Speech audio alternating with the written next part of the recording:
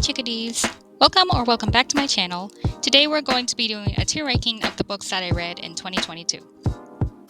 Last year I read a total of 100 books, but today I'm just going to be covering the 75 new books that I read. Before we begin, let's start with the tiers. So S tier is labeled as Cowabunga Baby, A tier is Stay Golden Pony Boy, B tier is Good Soup, and the first meh tier is Needs a Reread, which is pretty self-explanatory. The tier after that is called Right, which is the second meh tier, which are for the books that I think were just okay, but I don't think I need to reread them. And the last tier is Oh Well, We Tried. So first book up on the list is Somebody's Daughter. I think I'm gonna put this in right. I don't really remember this book. I thought it would be more impactful as a story, considering it's about the grief of losing one's father to jail time and kind of trauma she had. This one got a 3 out of 5 stars, I think, for me when I first read it. Second book on this list is Son of Achilles. I'd say this one goes in Good Soup. I really like the relationship that bloomed between Patroclus and Achilles throughout this book. It actually made me really excited when they first started interacting intimately. I couldn't put the book down. It was just really cute and while also being action-packed during the battles and also heartbreaking at the end, but I didn't cry, so that's why it goes in Good Soup. So the next book is Heartstopper Volume 3. As an Alice Oseman fan, I'm gonna have to put this in Stay Golden Pony Boy. This one takes place where they go to Paris on a school trip, and it introduces Charlie and Nick getting a little bit more intimate with each other. I also like the carefulness and the kindness that Alice Oseman puts towards introducing Charlie's eating disorder more outwardly rather than the subtle hints that it had back in the previous volumes. Overall, I really like this one. It's perfect for summer. Nice quick read. This next book, Arsenic and Adobo, I'm gonna put it in Stay Golden Pony Boy. This is a cozy mystery about a family-owned restaurant where the lead's ex-boyfriend comes in as a food critic, and while he's eating, he just suddenly collapses and dies. Well, the investigation ensues after they find arsenic in his meal, and the character, along with some other characters introduced in the book, try to investigate for themselves why this happened and who the real killer is. The next one, Fiona and Jane, immediately I'm thinking right. It had the same problem as Somebody's Daughter, in which the stories seem very disjointed in the way they seem to try to fit with one another. The story was sold as two friends slowly meeting back together after years and years of being apart, but the way the story plays out, it seems like you're just hearing these two different perspectives of women who it didn't really seem like they were friends. It just seemed like two different stories in one book, and it just didn't really feel connected in a way. The next book is They Both Die in the End. I think I'll rate this Good Soup, but slightly higher than Son of Achilles. I really enjoyed reading this one and seeing how the dynamic between the two main characters eventually led them to create this bond with each other till the end, which was quite a tragedy because you know they're gonna both die in the end, but as you read the story, you just root for them to stay alive as long as they can. But it's just sad how the title clearly tells you what's gonna happen, but you just wish that they could both live together. This one only gets Good Soup though, because I would love to hear more about how this world was created, about why this death, I think it's called the Death Cast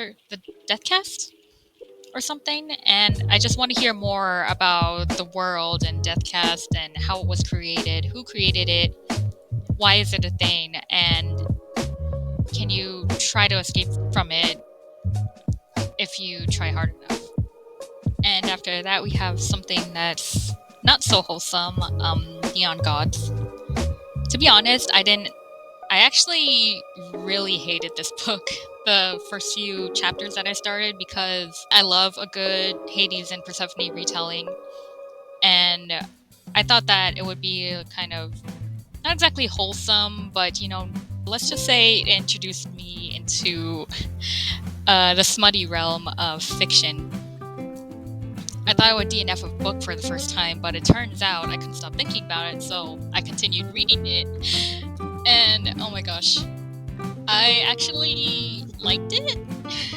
I don't usually read smutty fiction. I've never actually read smutty fiction because, I don't know, I'm kind of uncomfortable with the subject, but I liked it. So this goes in, do I rate it higher than Song of Achilles? No, it goes in good. Okay, calming down from that, we actually have something really wholesome next. It's Watakoe Volume 5, I believe it is. And I'm gonna put this one in, yeah, I'll put it in Stay Golden Pony Boy. Like the English translation says, it's called Love is Hard for Otaku, which is basically the premise of the entire manga series. And I think this one primarily follows these two on the cover. It's not exactly a romance yet per se, but it's more of a budding romance. Overall, this manga is just really cute, wholesome, good quick read. And the next one up is Heartstopper Volume 4, I think. This one's a bit difficult because it deals with a lot more serious topics, but I think I'd put it in. Let's put it in Stay Golden Pony Boy. I feel good about that. In this volume, we deal a lot more with the mental health side of Charlie and the message that if you really love somebody, then sometimes you have to let them figure out their own stuff instead of just showering them, like love bombing them with all these good affirmations. Sometimes not everything is okay, and that's okay, but you could also help them by guiding them through their issues, by suggesting professional help rather than trying to do it all on your own. It's just really beautiful and really kind toward the mental health aspect of Charlie, and showing how their love is blossoming into more of just understanding one another and peeling the veil back on individual issues that they have. And the sad train continues with this next book, No Land to Light On. I think I'll put this in Good Soup. This is a story about separation between family and just fighting to get back to each other as much as they can, while also reminiscing about times when they were together rather than separated between countries. The husband's perspective reads more like kind of like love letters or letters about when they were together in their country, whereas the wife's perspective is about just constantly worrying about if her husband is okay, if the baby will be okay when it comes out, and how they will get together. Let's see. Eleanor Oliphant is completely fine, I'd say. I think I need to reread this one. I don't really remember much, but I do remember how horrible her mother is to her, and how she is just this really snarky character that says whatever's on her mind. But I feel like this one I need to reread. And after that we have Loveless. I want to say it's between needs to reread or right. But I need to reread this one. Overall, I felt like this book was just okay when I first read it. I don't really remember much of the story as a whole, but I do remember that there's like the main point is the main character discovering that she's Arrow Ace. The next book, Honey Girl. I think I'll put this one in. If I can, I'll put it in at the top of Right. I remember just being quite disappointed with this book. The points that it tried to make just seemed quite shallow, and the lead got together with the love interest. I didn't actually feel like there was chemistry there. Like, I felt like they were just going through the motions. Overall, I don't really remember much from the story. This next book, Take a Hint, Danny Brown, I think good soup. When I read Get a Life, Chloe Brown, I was really excited to read the second book, which is Take a Hint, Danny Brown. Although I like the chemistry in this book, I felt like the first one just had a little bit more oomph to it. It made me more excited for these characters. It was good, but it wasn't as impactful as the first book. Next book on my list is My Fine Fellow. I'm thinking it goes in Right. This one was a bit of a surprise for me because I didn't personally pick this out. My little sister actually found it when we were book shopping one day, and she thought I would appreciate it. And I was excited to read this book because it has a Filipina protagonist, which I don't normally see in books. But anyway, this has cooking in it and baking. I think there's like a cooking competition at the end that they had to go through. But overall, the story and the characters were a bit lackluster for me, in that you could tell they were trying to chemistry together, but it was just not really there. Like, the characters felt like they were there to cook and interact, but whenever they did interact, it felt kind of bland. So I just put it in right. Let's see. Don't Cry for me. I say right. This book is about a dying father writing letters to his estranged gay son about his life, basically how he grew up and into the man that his son knew when he was growing up, and now that he's dying, he's just trying to explain himself and why he acted the way he did when he was growing up, and just giving his part of the story to his son so that he maybe understands more. But I would have liked to see at least a little bit at the end if his son even responded, if he looked at the letters, if he just got some closure. But I think the story was trying to make it seem like open-ended. Like, did he see it? Did he even read any of these? Like, kind of ambiguous. But I actually would have liked to see if the son replied or not. This next book, Ophelia After All, I'd say goes under needs a reread. When I first picked up this book, I was under the guise that it would be a romance contemporary novel, rather than what it really was, which is a coming-of-age, coming-out story. Since my perceptions were off of this book, I didn't rate it as highly as I thought it would, but I feel like upon a reread, I'd rate it a little bit higher. The next book, Homicide in Hollow Hollow, I feel like this one also needs a reread. I feel like during this time, I was reaching a bit of a reading slump, in that I was reading a lot at the time, but I felt like I wasn't exactly engaging with the story. So I feel like I need to reread this one to just take it all in. Now, this next book here, The Christie Affair, I feel like is my first Oh Well We Tried. This is basically Agatha Christie fan fiction. I've never actually read an Agatha Christie book before, but this is about the person herself, and where she disappears for a couple of days and nobody really knows where she is, and then all of a sudden she just comes back randomly. But this book follows where she disappeared to and why she disappeared.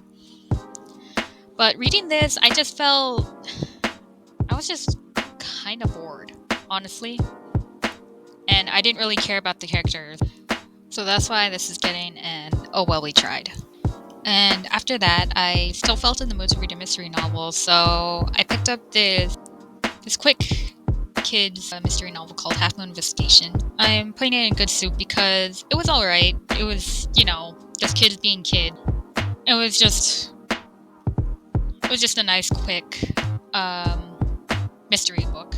The next book I read, Heartbreak Bakery, I want to put in Stay Golden Pony Boy. I'd say if you like baking magic, creating absolute chaos between couples and friends and just people overall, then this book would be right up your alley. Peach Blossom Spring, I would say goes in I'd say good soup. It's about identity and war and just family and trying to find your place in the world. It's just beautiful, beautiful story told through generation after generation. I'd really recommend it if you would like to give it a try. This next book is The Paris Apartment. I think I'll have to put it in good soup. I know this is a controversial opinion because every time I look online, I swear nobody likes this book.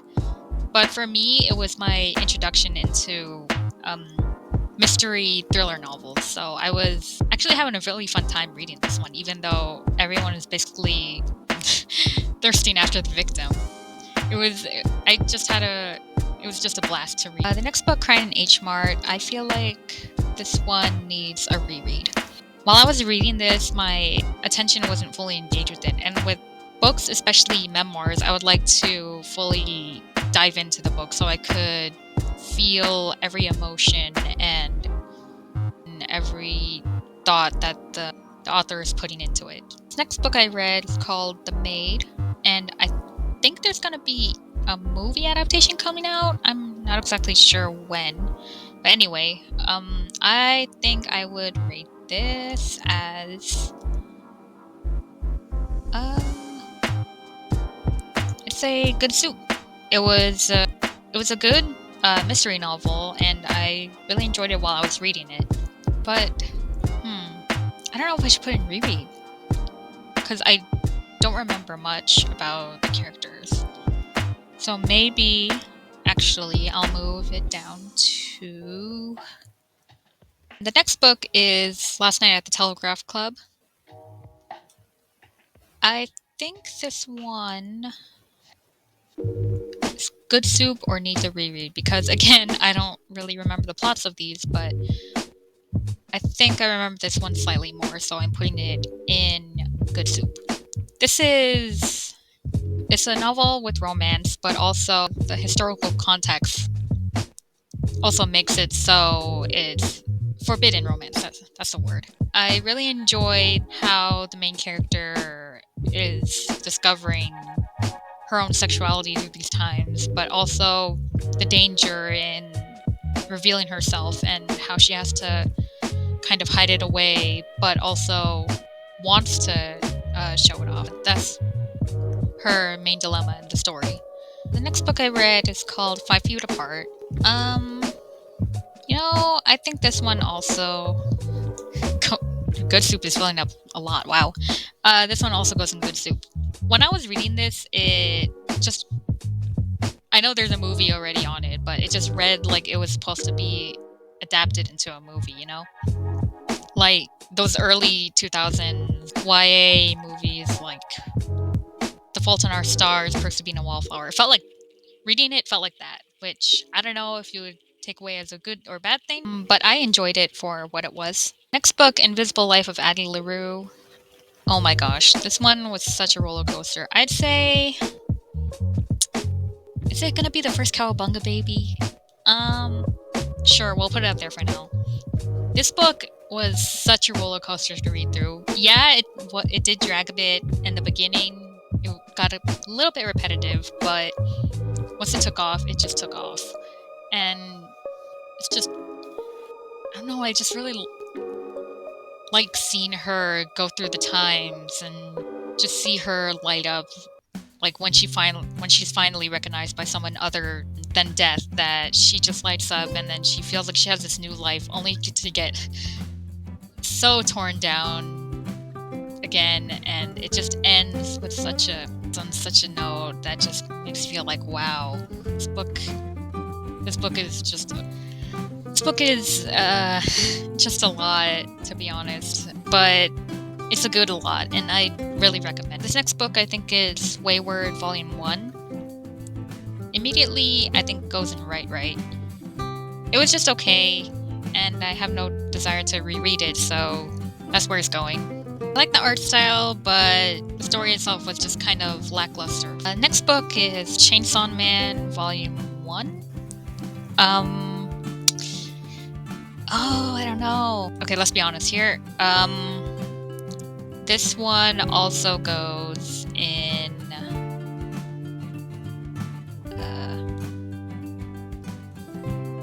think it's a high right, but still a right, because I just don't like the trope of the guy, like his only goal or something is just to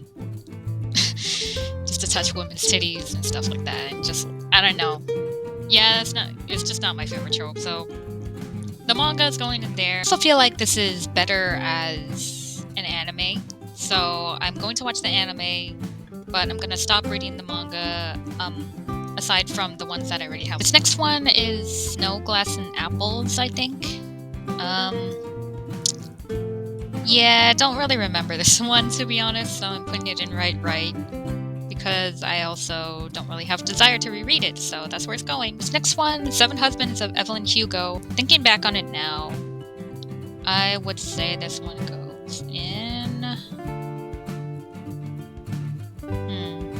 goes in good soup, but how far into good soup?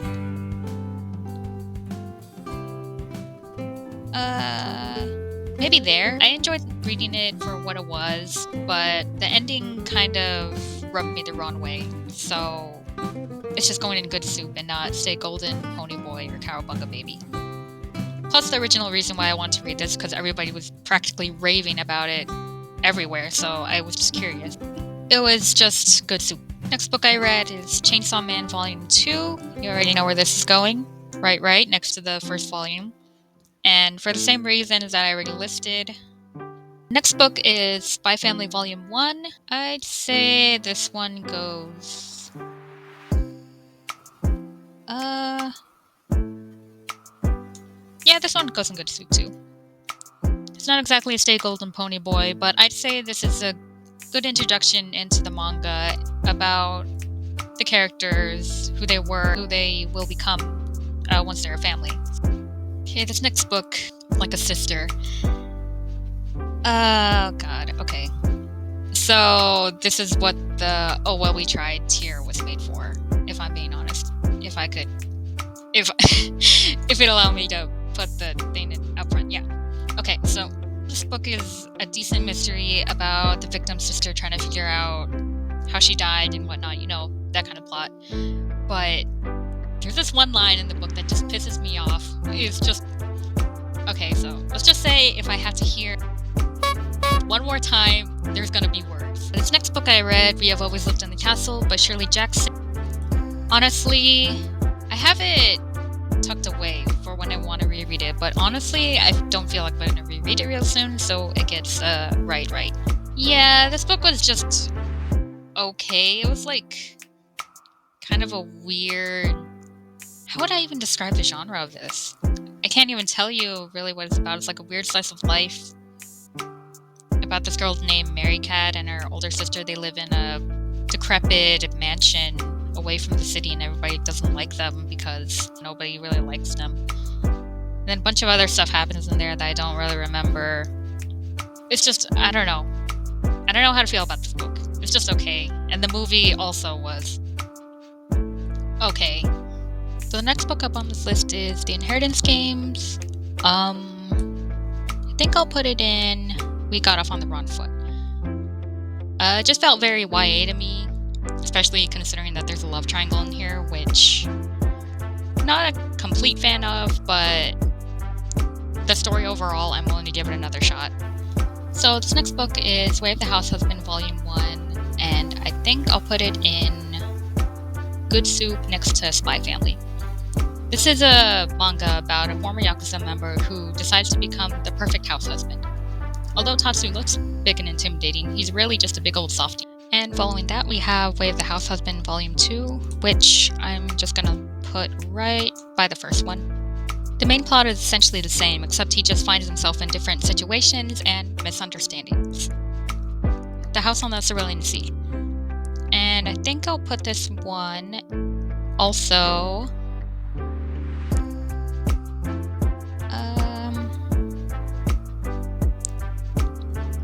let's put it in good soup. Really enjoyed reading this book. It kind of gave me Ghibli vibes in a way, with the environment by the sea and the big mansion and all the key characters in it. This is just a fun found family story with elements of fantasy in it. The next book is The Sleeper and the Spindle, which I think I'll put right next to Snow, Glass, and Apples. I don't really remember that much from this, besides that it's a Sleeping Beauty retelling. I really like the art style. It was really creepy, but the story itself was a bit of a slog to get through, even though it's a graphic novel. Next book is Yerba Buena. I think I'll put this in We Got Off on the Wrong Foot. There's not much to say about this besides that I don't really remember the story as a whole. Next book is Gallant. I feel so bad for doing this, but I want to say that it goes in Right. I know for a lot of people that this was a highly anticipated book from last year, but when I read it, it just felt a bit underwhelming, especially near the end. I thought it was going to lead somewhere, and then it just took a completely different turn that I didn't think it'd go to, and it just kind of disappointed. Now, Chef's Kiss, on the other hand, was not a disappointment, but I think it deserves... I want to say Stay Golden, Pony Boy. I really like the concept of foodie novels, so when this came about, I was really excited to read it, especially considering it is a romance and it has food in it. I was really engaged with the story, even when they started talking about the issue of LGBTQ plus discrimination, which I feel like we could always talk more about. And I also enjoyed that even though I hated the aspect of reading other characters be discriminatory towards one of the main leads, I appreciate that they talked about it over and over, and it wasn't just a one-time thing. It was in one of the lessons of this book about acceptance and being who you are no matter what other people think. And these next two books are in the same series, Beastars Volume 2 and 3, which I think I'll put them in good soup next to each other. If you like murder mystery or the concept of good and evil, I'd suggest you pick this manga. This next book is also a bit of a mystery novel. It's called Everything I Never Told You, and I think I'll put it right beside The Maid. When I first picked this up, I was under the guise that this would just be a pure murder mystery novel, but really it's a literary piece about how a family deals with the loss of the golden child, and how each of the family members discuss how they felt about losing her. The next book I read is a bit of a break from murder mystery novels and such. It's called Convenience Store Woman, which I think I'll put in good soup. And as the title suggests, this is a book about a convenience store woman. And there's not really much to say about this, except that even though it talks about just mundane things and everyday things this woman goes through, I found it quite entertaining and a short read overall. So going back on the murder train, we have Alice, which if you can't tell by the title or the rabbit, this is basically a more mature adult version of Alice in Wonderland. And I think I'm going to put this in good soup. I initially picked this up because it reminded me of that PlayStation game called Alice Madness Returns. But what I got was something completely different. It starts off with Alice and her buddy Hatcher, not Hatter, stuck in an asylum, and once they break out, they go on this journey to kill the Jabberwocky. And it's very bloody, very gruesome. There's a lot of gross and elaborate details in the story. However, there are depictions of SA, so I recommend you look up a trigger list for this story. And this next book, we just went from bloody to smutty. Wow. The next one is Electric Idol, which, yeah, I'll put it in good soup. This is the sequel to Neon Gods, but it follows a different set of characters. I like this one slightly better because, for one, there's more plot to the story, which, if you read Neon Gods, you know there's not really a plot, it's mostly just vibes. But this one, we have plot and danger, also, you get a lot of smutty scenes, so... But overall, yeah, this was just a really fun ride, really entertaining. It goes in good soup. So on the flip side of that, we have another wholesome book, which my reading is just all over the place. It's last year, huh? Anyway, it's Love is Hard for Otaku volume 6, and I believe this is the last one of the series. And this one goes in Stay Golden Pony Boy. I really love how each of the relationships that this manga presents overall is just really wholesome. They each get their nice little happy ending in the end. This manga just made me really happy, really giggly, and that's why it goes in Stay Golden Pony Boy. And continuing off the wholesome trend, we got Under the Whispering Door, which I'm gonna put in Good Soup. This is a story about the age-old question, what happens after death, and when will you be ready to fully pass on? It's also about reflection of who you were versus how you can become when faced with the circumstance of death, and the opportunity to be a better person before you pass on. And I think it just serves as a great reflection of who you are now versus who you can become if you can become a better person through certain circumstances and the people you meet. And this next book, People We Meet on Vacation, I'd say goes in Good Soup. This book is about two friends that meet on a business vacation after many years of being apart due to a conflict that they had many vacations ago. If you like friends to lovers, witty banter, and just summer vibes overall, I'd say this book is for you. Next book, Act Your Age, Eve Brown, is the last book of the Brown Sisters trilogy. And I'd say it goes right next to Take a Hint, Danny Brown in Good Soup. I really love the dynamic between these characters and how it's set in a small B&B out in the countryside. I really love the Brown Sisters trilogy overall and how it could switch from wholesome to steamy in a minute.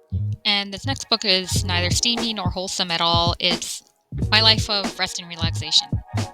And I think this one goes in Right. I originally picked this up because I thought it would just be about this depressed girlie just going about her day-to-day life and having witty and funny dialogue going on in her head. However, this is about a depressed girlie that just wants to sleep off the year, whatever it takes. Pills, any form of medication, just to sleep off the year. And she's just done with people, even though she has a friend that likes to come by every once in a while just to rant to her about her daily life. And she doesn't seem to care. I don't seem to care. Therefore, it goes in Right. So this next book I do care a lot more about is called Wicked Beauty. And it's the third book in Dark Olympus trilogy. Anyway, I'm gonna put this right after Neon Gods. And again, since it's under the Dark Olympus umbrella, this is also another one of those smutty books, but this time it has polyamory, yay! But in this one, the plot carries over from second one, which there is a present danger against Olympus versus outsiders, so that's why it's in Good Soup. This next book is, I guess we're back on the murder mystery train, Daisy Darker. I think I'll rate this one in Good Soup. And like I said in my review, if you like Clue, then this book is for you. Oh, that rhymed. Anyway, this is a murdery mystery whodunit thing where a family gathers together for their grandma's, I want to say 80th birthday on Halloween on an island, so you know it's going to be good. And then in the middle of the night, they hear a loud noise and that the grandma got murdered, and they have to try and find out who exactly did it. Next book is also a murder mystery called The Woman in the Window, which I'm gonna put in Right. This book is about a woman who has agoraphobia that witnesses the wife of the husband of the couple next door gets brutally murdered by the husband. However, when she calls the police and gets them to go over there, she finds apparently the woman that was murdered was not the wife of the husband at all, and the wife of the husband is actually still alive. The reason why this one goes in Right only is because I felt like the plot kind of dragged on a bit, especially in the middle, where they would talk about what the main character would do in her daily life and how I just felt like the mystery was going a bit slow. Like it would stop at points for the main character to try to have the courage just to contact someone or go outside. And I just thought the pace could have been quicker. And the next book is Hooky Volume 2, which I'm gonna put in good soup. So the basic premise of Hooky is two witches, Danny and Dorian, go on a journey to become the greatest witches of all time. However, great doesn't always mean good. This volume, they carry over the hints of witch discrimination from the first volume, which presents a lot more danger and actual consequences if you're found out, and it's a lot more action-packed than the first one, which I really appreciate. Next book is Tender as the Flesh. I would like to say this one goes in Right. This is a literary fiction / horror novel about a guy named Marcos that works at a human meat manufacturing plant. And in this story, we follow Marcos as he goes about his day-to-day life as someone who produces human meat for consumption, and his life isolated from others, trying to take care of a product he was given by one of his bosses. The reason why this goes in Right is because I thought it would have more cannibalism aspects to it and just like more body horror, so to speak. I wasn't aware that this was a literary commentary about how humanity treats those who were unfortunate enough to be basically stepped on by other people. But in this case, they're the ones that are being stepped on are being eaten. Yeah, just like a lot more depictions of people actually eating people and thinking over their actions about what they're actually doing. They're eating their own kind, but they need to do that in order to survive in this world. And to calm down from all the murder and mysteries and such, we have Spy Family Volume 2, which I'm gonna put right next to the first. In this volume, we're following Anya after she enrolled in an elite academy. And then a bunch of wacky, goofy things start happening. The next book is Way of the House Husband Volume 3, which I'm gonna put right after the first two. Same premise of a former Yakuza member goes on a journey to become the perfect house husband while running into lots of scenarios where he's misunderstood because he looks big and intimidating, when really he's just trying to do his best. The next one is 3 volumes in one. It's called Girl from the Other Side, and I'm gonna put it right after Hooky in good soup. Okay, so in this manga we have a place called Inside and a place called Outside. On the inside is where a small village of humans reside, whereas the outside, there are these things called shadow creatures, and along with the outside is a little human girl named Shiva. Throughout the volumes, you can see a bit of a mystery around Shiva and the shadow creatures. Like, who put Shiva there if she's human, and who created the shadow creatures, and why are they only lying dormant outside when they can infiltrate the inside? Overall, I'm really intrigued by the mystery so far, and I can't wait to see where it goes next. Next is Komi Can't Communicate Volume 2. I'm gonna put this after Way of the House Husband in good soup. Komi Can't Communicate is essentially about this girl who has severe social anxiety that when spoken to, she just kind of freezes up and just like shakes in place. This one guy in her class slowly helps her open up to her other classmates because her main goal in life right now is to make 100 friends, which is just so wholesome. And that's the basic premise of it. This volume just follows her with her new friends that she made as she goes to get noodles, to go get clothes, and a lot of cute and funny interactions happen between. This next one, I Am the Cat Barista Volume 1, I'd say goes in right.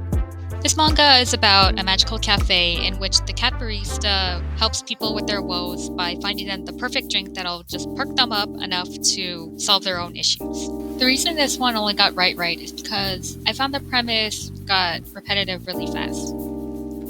I'm not sure I will continue reading this series. Next book is the third novel in the Tito Rosie's mysteries called Blackmail and Babinka, which I will put in We Got Off on the Wrong Foot. In this novel, we follow Lila's cousin Roddy, who decides to open up a local winery in their small town. However, one night while they're all drinking, one of his sponsors just drops dead, and it's up to Lila and the characters that we meet in the previous novels to help her solve the mystery. Following that, we have another mystery called The Family Game, which I'm gonna put in good soup. However, you get this weird vibe from the family and their twisted games, and you just wonder, is the main character actually safe playing this game, or will she survive, and how will this all end in the crescendo that is the climax? This next book is another Japanese translated novel. It's called Moshi Moshi, and I'm gonna put it right next to Convenience Store Woman. This is another one of those books about grief and loss, but in this one, it's about how the main character loses her dad because he decides to off himself. But the reason why I rank this one higher than Everything I Never Told You is because it felt more like a pick-me-up after Everything I Never Told You. Everything I Never Told You is more of a sad book, like when you're in that grief, when you're fresh into that grief, like how do you cope? Whereas Moshi Moshi is about already being done past the hard grieving parts and just after learning how to pick yourself up again after grieving the loss of a loved one. And I thought it was really poignant and just a really heartbreaking yet also good depiction of learning how to be yourself again now that this person is gone. Okay, we're taking a little time off the sad books for now because the next book is The Book Eaters. And I think I'll put this one in... If you like books with high stakes, on the lam situations, then I feel like this one is for you. However, it's only in right for me because I love the beginning of it, the intrigue and the lore of book eaters and mind eaters, and why the main character got to where she is now and where she's going. But the ending to me just seemed a little bit rushed. I don't know if it was trying to make room for a possible sequel, but that's why it's only going in right. Okay, back to the sad books now. The next one is You Reach Sam, which I think I'll put it in right. The reason why I only give this book right is because I felt quite underwhelmed by it. For a book that deals with grief and loss, I felt like Julie's character was a bit annoying to follow because she would just completely disregard everybody around her family, her friends, all just to kind of selfishly have Sam all to herself. I mean, she does eventually open up to somebody else and they do call her out on this behavior, but still, I don't think I'll reread this. Next book I read deals with grief a lot better than You've Reached Sam, in my opinion.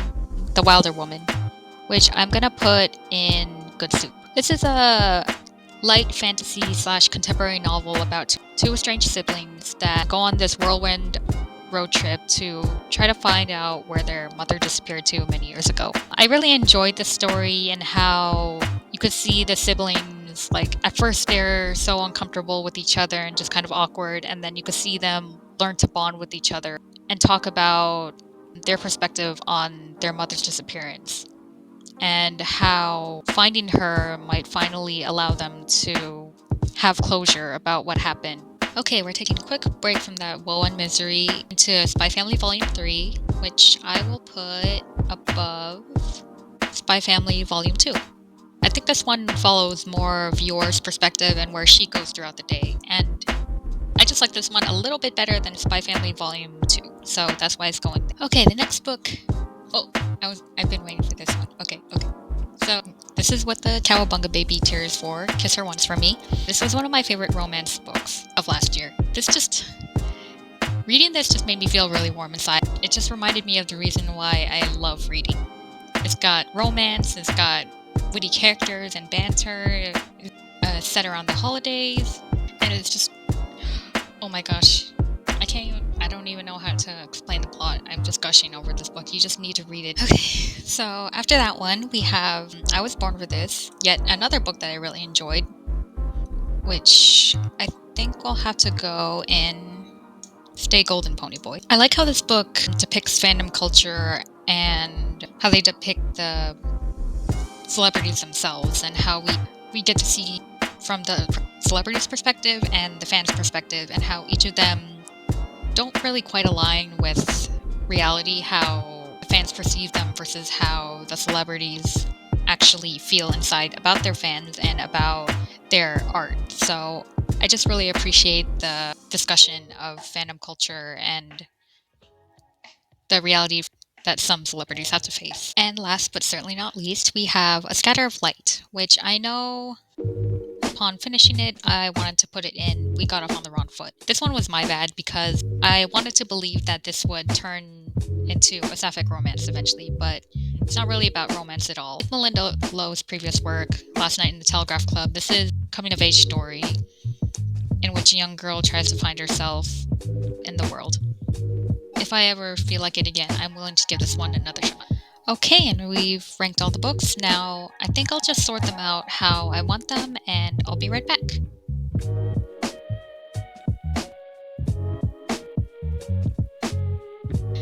Thank you so much for watching. Remember to like, comment, subscribe, ring the bell, all that jazz, and I'll see you when I see you. Take care, chickadees.